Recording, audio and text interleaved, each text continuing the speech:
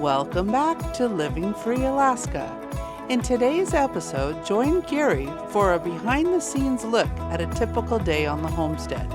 From reorganizing the shop and tackling maintenance in the mechanical room, to restocking the wood bin and refueling the heating oil tank, it's a day full of hands-on tasks and homestead hustle. Let's dive in and see what keeps things running smoothly here in Alaska. Well, good morning. Cold morning today. Ooh, we were well below zero again this morning. Several nights in a row we've been well below zero. And I think yesterday's high was only about maybe 10 degrees with the sun shining. So it's not too bad. But I got my cold weather gear on. I got to go outside and take care of some stuff around the house. We got that chicken feed and we got those salt pellets that I need to put into the water softener, and the dog food I need to take care of. There's also a few other things I got to take care of too. So I'm going to head outside and get moving. But before I go outside, there's a couple things I need to take care of here in the shop. I've got some things that I just need to kind of put away. So I've got some luggage over here that we pulled out that we're not going to use for our trip. And I've got my chainsaws and such over here that I want to get out of the way. So I'm going to take care of those, get them probably put in a Defender here, and take them over to our storage shed over in the RV area. So that's first on the list.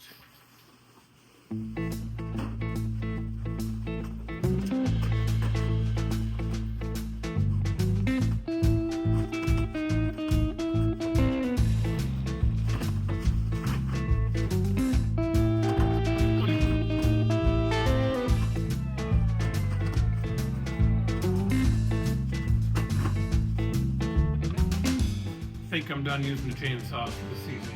Maybe not, but I know where they're going to be stored if I need them, so I am going to put them away.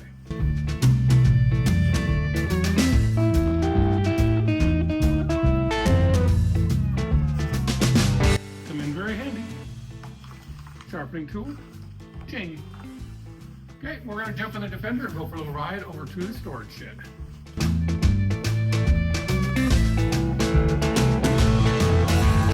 Greatest thing about this Defender, I just turn the heater on and it'll run while I drive. Keep me nice and warm.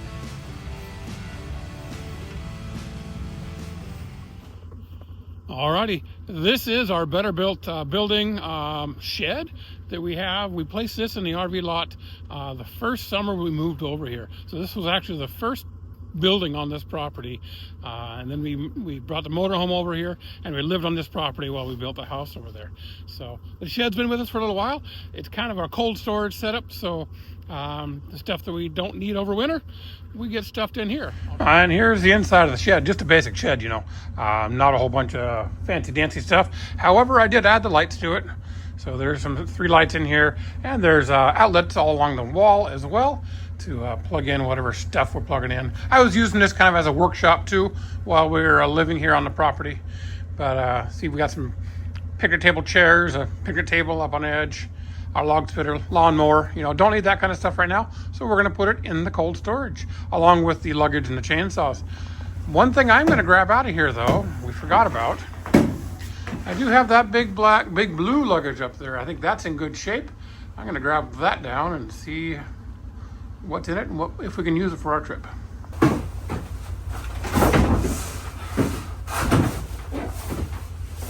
Feels empty, that's good.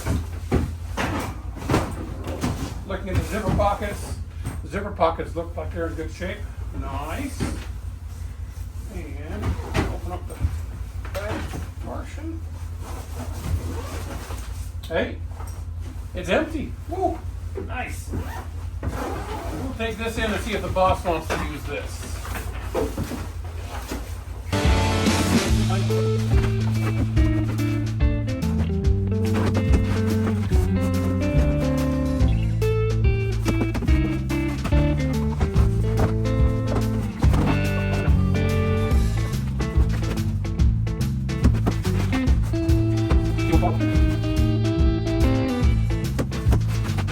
Alright, and that does it. I got all the stuff in here that I wanted to get in here.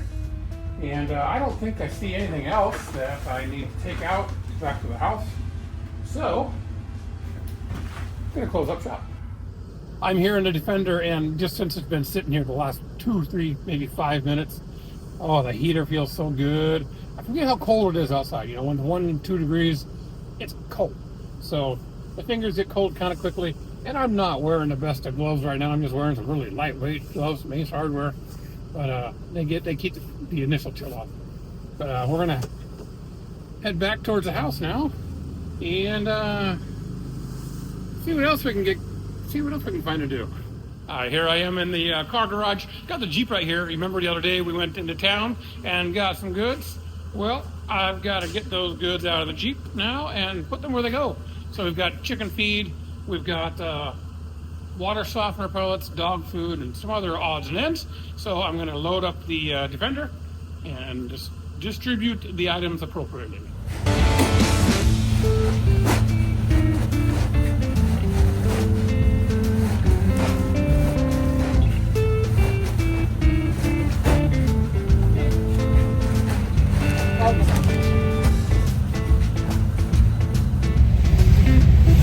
First load, chicken coop. I'm gonna back up to the front door of the chicken coop right here and offload those 3 bags of chicken feed.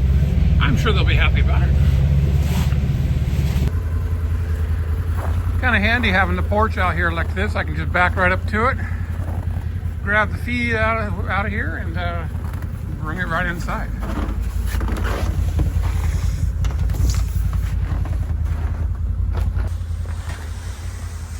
Hi, what's happening? What's happening? Buck, buck, buck, buck.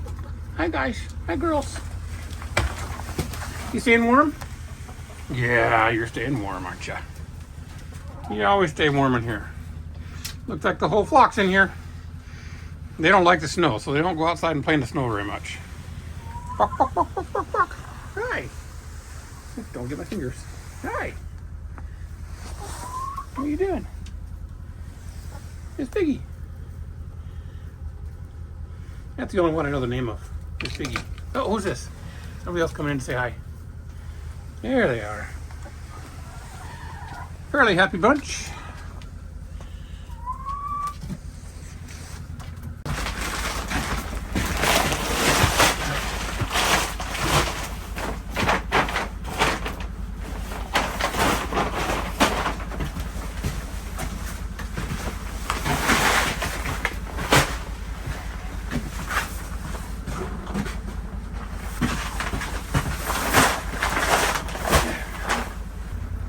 Who's that chicken in the window?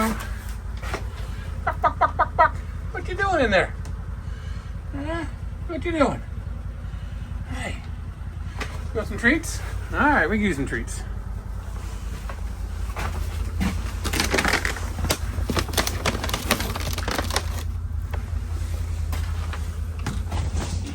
Is this what you're looking for?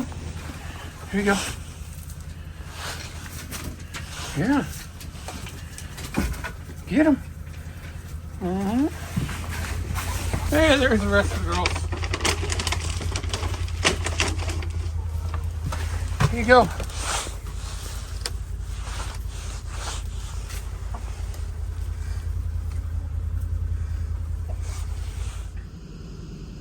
It's cold outside.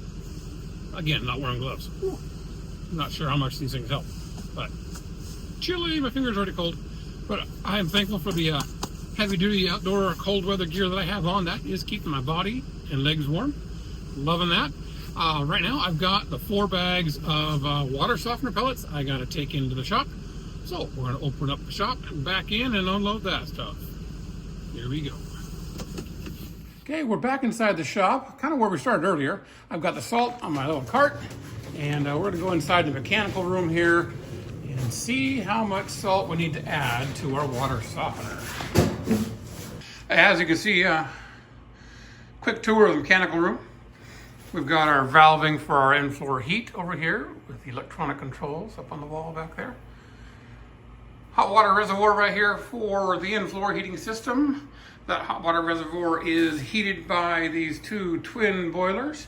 They do generally run in tandem, so together, that means. And then the water tank behind the ladder over there is our residential water tank, hot water tank. Better shot of it there. That is heated by the boilers as well. And that little pump back there is a hot water circulating system. So when you turn on the tap water, hot water is there much quicker. Water softener, a couple of filters on the wall. And this reservoir here is what we're going to be topping off today. Got to take a look, see how full we are.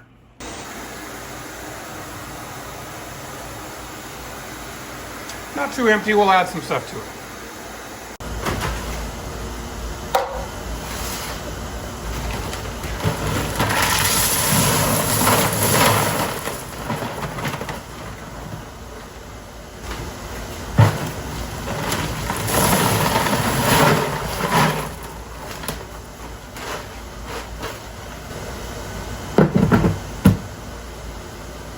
As you can see, I added 2 bags to that, and then we have 2 bags right there on the floor as spares, so that'll be nice. We won't have to get salts for a little while longer. And now next thing on the list is I've got to change out the HRV filter. So that life breath unit up there is called an HRV, Heat Recovery Ventilation System. It pulls in cold air, exchanges it with the exhaust air from the house, and provides fresh air all the time for us.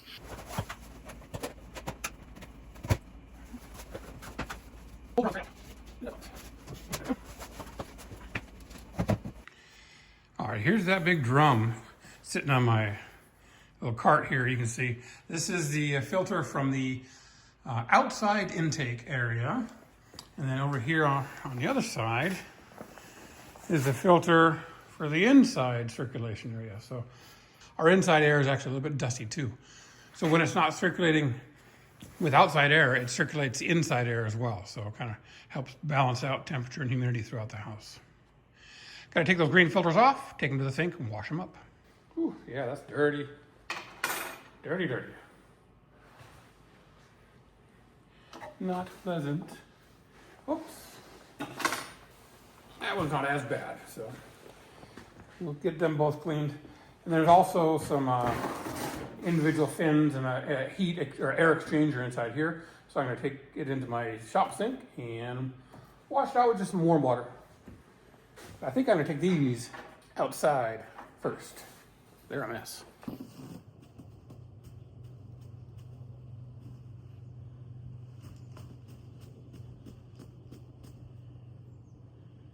All right, that's the big stuff.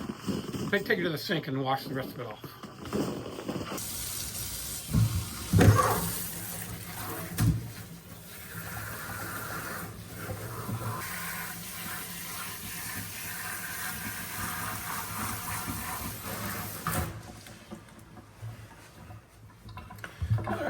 I believe that's clean enough for these filters. Got most dirt out of them. And since they're so lightweight, nice lightweight mesh, they do dry out pretty quick and can wring them out a little bit. And even if I do put them back when they're damp, just adds humidity to the house, so not a big deal. You can always use more humidity here in the wintertime.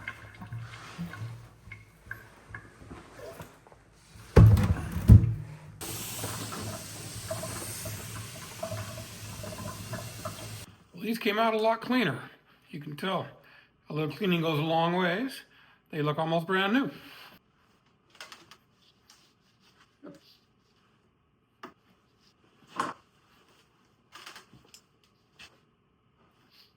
All right, easy. I'll get finished up. All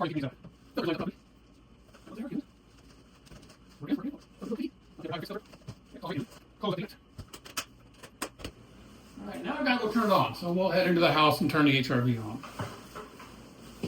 Here's the control board for our HRV. I'm going to go ahead and turn that on now, the on button here. And you can control the fan different speeds. I've been keeping it kind of low at 2 for a while, but it goes all the way up to 5 or so. And that just controls how much air movement is in the house. So we keep it down at about 2 because we don't need a whole bunch.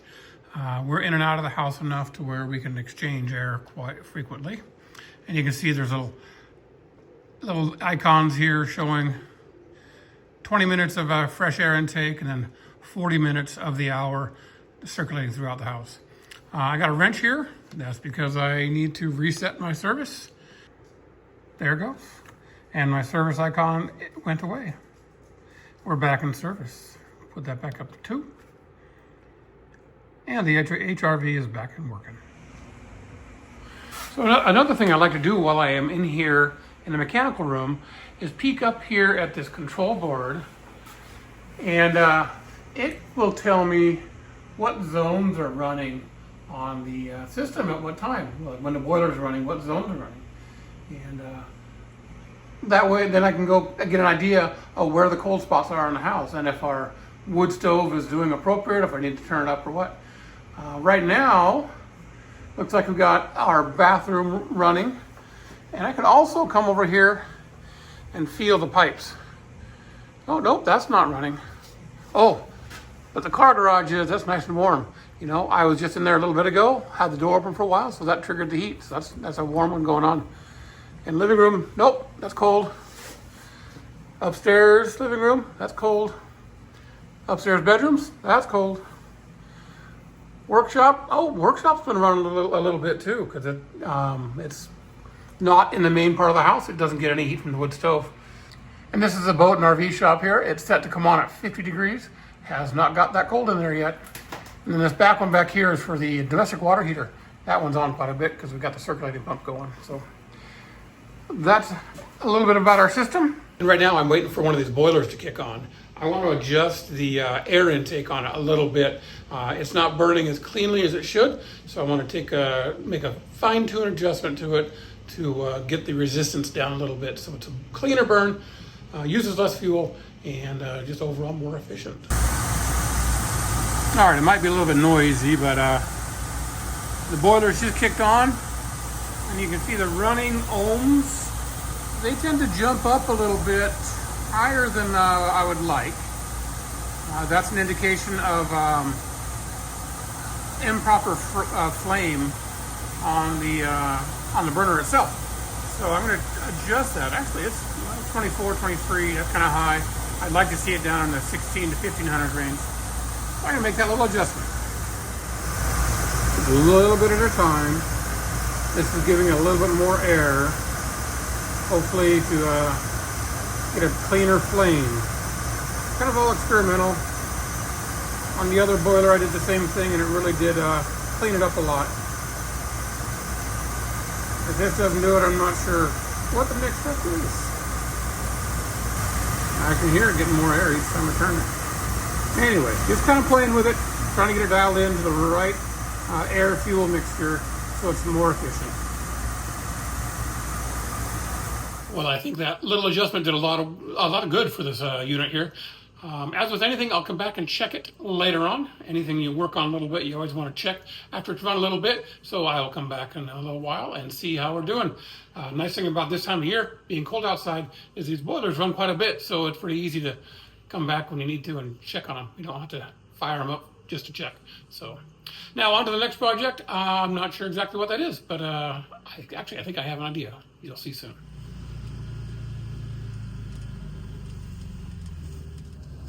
Okay, next on my list is get into my shelter logic here. And I gotta pull my reserve oil tank out and put a battery charger on the battery to make sure it has enough charge to pump feed it fuel into the tank. All right, welcome to inside the shelter logic. The goal is now to get this heating fuel trailer out and charged up.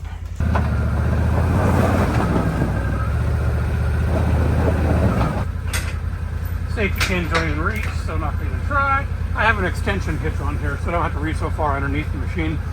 Like an 18-inch extension. That just makes it a lot easier. It does bring a load out back from the trailer a little bit, or back from the Defender a little bit, but it's okay.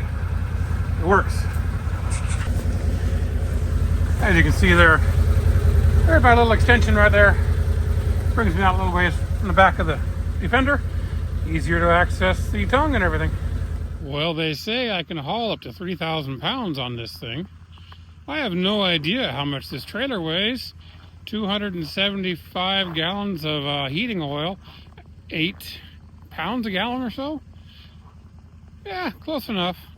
So 8 times 8, 2,400 pounds. She sags a little bit, but I believe she's up for the task.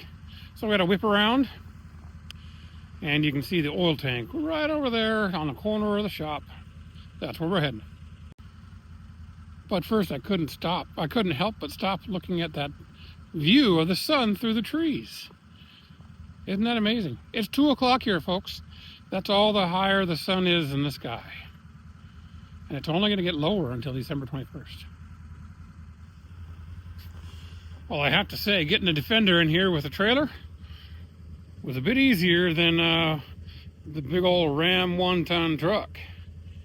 So I'm almost here now, almost all the way where I want to be. I've just got to place a little unleveling block underneath this tire right here, so the tank tilts to that side, and I can easily pump out of it and get all the fluid out.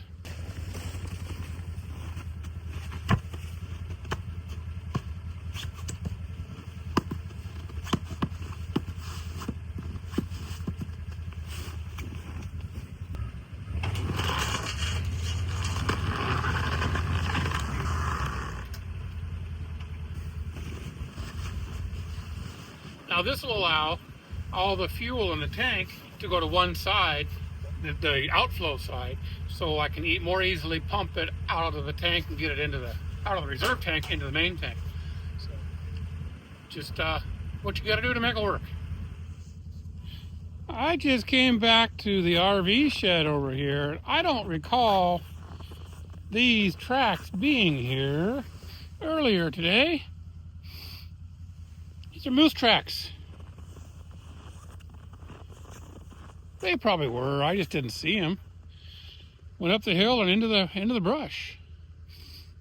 Kind of cool. You can see right in front of the Defender. He walked right through the snow, and he didn't go down the driveway. He went through the trees. Isn't that crazy? Okay, back in the woodshed now. As you know, we've been burning some firewood for the last week, especially during these cold temperatures. It sure does help heat that house and just keep it nice and comfy warm. So I got to load up the Defender and take it around the house to load my firewood box that's right by the sliding door and the wood stove. So that's next on the list. It's really nice. I'm able to pull the Defender right underneath the awning of the woodshed and get it nice and close so it's not too far away. I'm in the woodshed now, and look at that. The Defender is almost all the way in. Can't quite see how far out it is, but there we go. Just a little toss of the wood into the bed, and that'll be a nice, easy job. Not much clearance right there, but I just don't go back all the way. That works out fine. I'm going to like this job. Look at that. Now the big question is, do I go around where it's plowed, or do I take this partial cut through the snow right here? Not wide enough for the Defender, but I bet I can make it. Sounds like a fun time to me.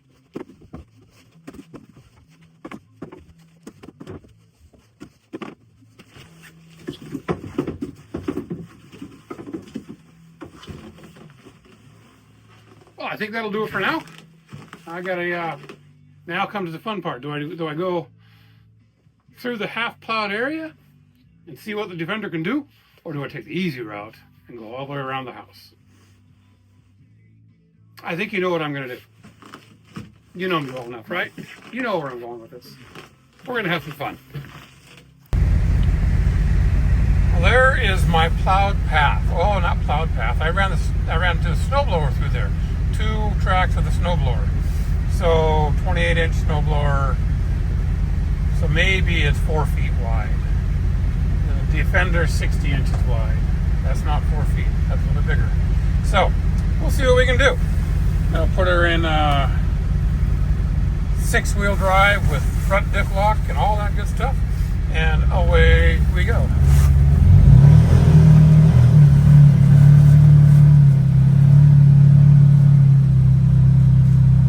Well, my gosh, that wasn't a challenge at all.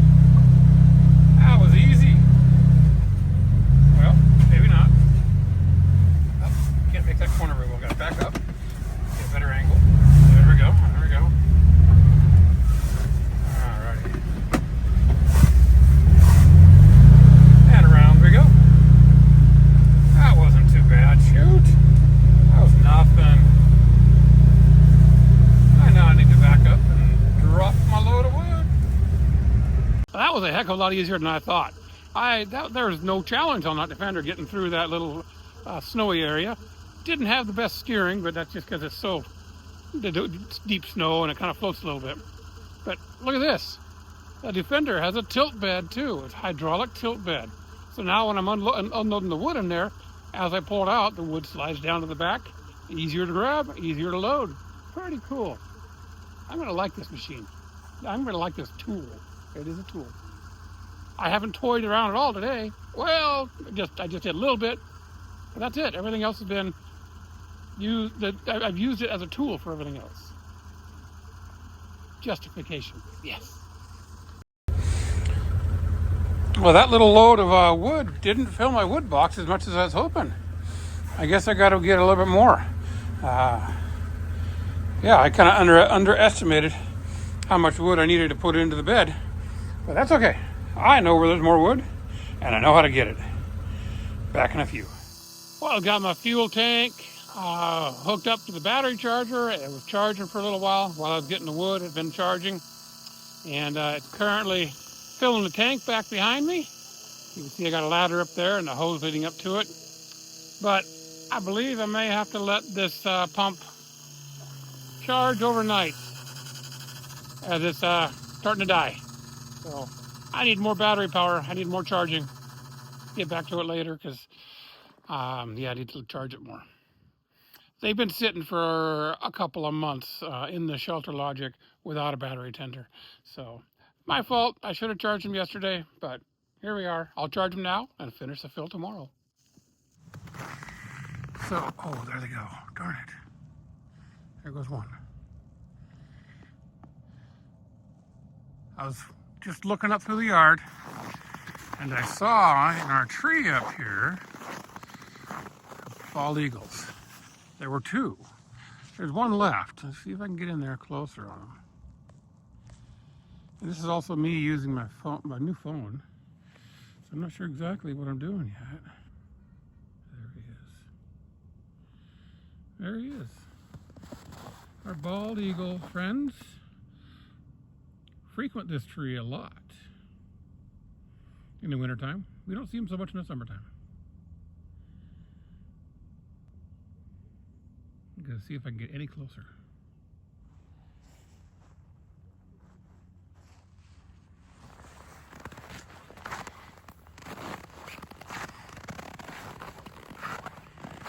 There he goes.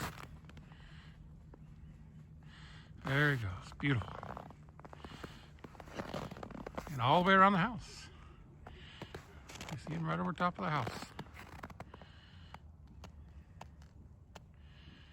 Awesome birds. There's a raven behind me. Whew, heard him fly by. Just found where he landed. Way back there. The tip of that spruce tree. We find them out around our property more in the wintertime because the rivers are frozen. So their source of food, as in fish, is much more difficult to get. So they come in closer into the neighborhoods in this area, and they find the little ground animals, mice and voles and hare and whatever else might be walking around. So we welcome them. They're here to stay as long as they want. Well, as the sun sets on this beautiful afternoon, I just want to thank you guys for coming along with me today on this little chore day, I guess if you want to call it that. You know, we're getting ready to go on an extended vacation, and these are just some of the things that we need to do to make sure the house is in order while we're gone. Filling the fuel, firewood. I've also got to make a call into our propane service so we can get propane tanks full. And just making sure the little systems are working. We don't want to have any problems while we're gone. So thanks for enduring me today. Also, thank you guys for watching. I really do appreciate the growth and the comments and everything that we've experienced with this channel recently. It's been a lot of fun to see things progress as well as they are. And it's all because of you guys. So thank you guys very much. Please do subscribe and like this video if you can. It does help us out a lot. God, I just can't get over that sunset view. Isn't that beautiful?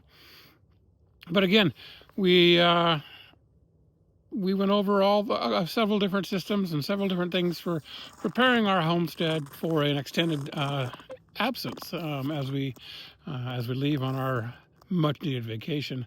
I want to leave the house sitter with everything she may need to manage the house and enjoy the house too. Don't want to have any problems. So thanks a lot. We'll see you next time, and live free.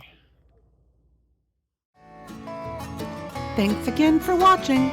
Don't forget to like, subscribe, and hit the notification bell so you are notified whenever we post again. And lastly, we hope that you will join us here next time on Living Free Alaska.